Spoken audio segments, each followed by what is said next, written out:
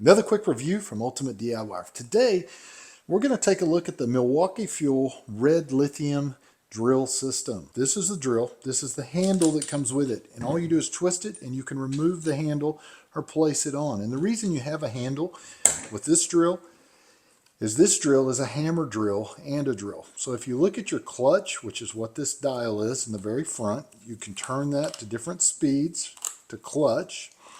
Or I can put it on direct drill right here, or I move it to the hammer, which means that it is going to pound the surface and knock things in, especially if you're putting things like concrete anchors in, things like that.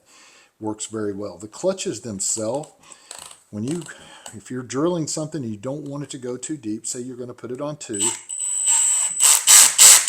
it will actually stop. You can hear it. It's clutching. If I move this up, I can't stop that now. It's going to keep turning. You also have speeds. This is your speeds at the top. You have a 2 and you have a 1. So that is your 2 speeds. Overall, the way this thing is made is extremely great. I have large hands, fits very well, feels good in the hands.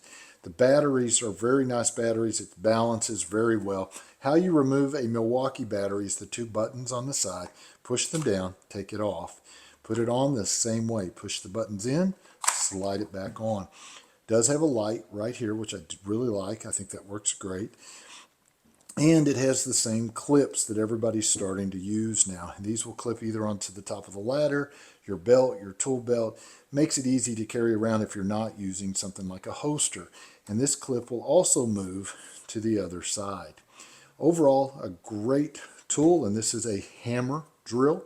So it has a lot more functions than a basic drill. So if I was going to rate this on a scale of 1 to 5, I would definitely give it a 5 because this is a pro level tool. Extremely well made.